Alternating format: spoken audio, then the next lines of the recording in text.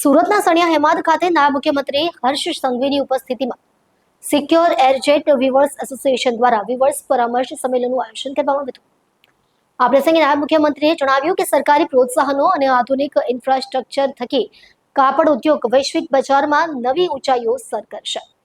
તેમણે ઉદ્યોગકારોને પર્યાવરણ પૂરક અને હાઈ ક્વોલિટી વેલ્યુ એડિશન ઉત્પાદન પર ભાર મૂકવા અનુરોધ કર્યો।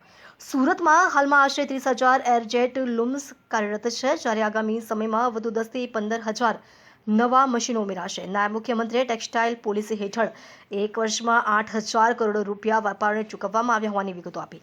સાથે જ પીએમ મિત્રા પાર્ક થકી દક્ષિણ ગુજરાતમાં ટેક્સટાઇલની મોટી ઇકોસિસ્ટમ ઊભી થશે તેવો વિશ્વાસ પણ વ્યક્ત કર્યો। આ સંમેલનમાં ટેક્સટાઇલ ઉદ્યોગના અગ્રણીઓ, એસોસિએશનના પ્રતિનિધિઓ અને મોટી સંખ્યામાં ઉદ્યોગકારો ઉપસ્થિત રહ્યા હતા। નમસ્કાર, મારું નામ છે doctor Haresh Patel, secure air jet weaver એસોસિએશનના મહામંત્રી છું। આજરોજ અમે વિવર્સ પરામર્શ મહાસંમેલનનું આયોજન કર્યું।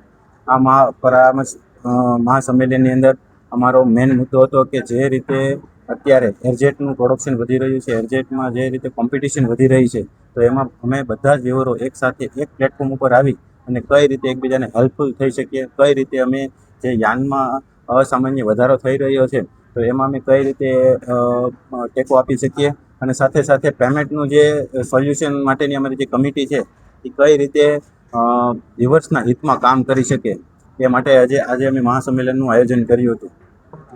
મારું નામ મયુર ધોળિયા છે, પ્રેસિડેન્ટ સાવા secure air jet weavers association Surat.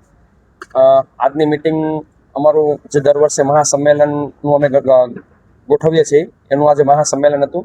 એમાં અમારા મુખ્ય મહેમાન તરીકે હર્ષભાઈ સંઘવી સાહેબ, જે ગુજરાતના નાયબ મુખ્યમંત્રી છે અને જેમની પાસે ઔદ્યોગિક ખાતું છે, એમને આપણે આમંત્રણ આપ્યું હતું। એમના ખાસ કરીને જે અમને ટેક્સટાઇલ પોલિસી આપી છે એમના માટે અમારે સન્માન કરવું હતું અને એમના પાસેથી અમારે જે પણ અપકમિંગ જે પણ યોજનાઓ છે એ અમારે સાંભળવી હતી।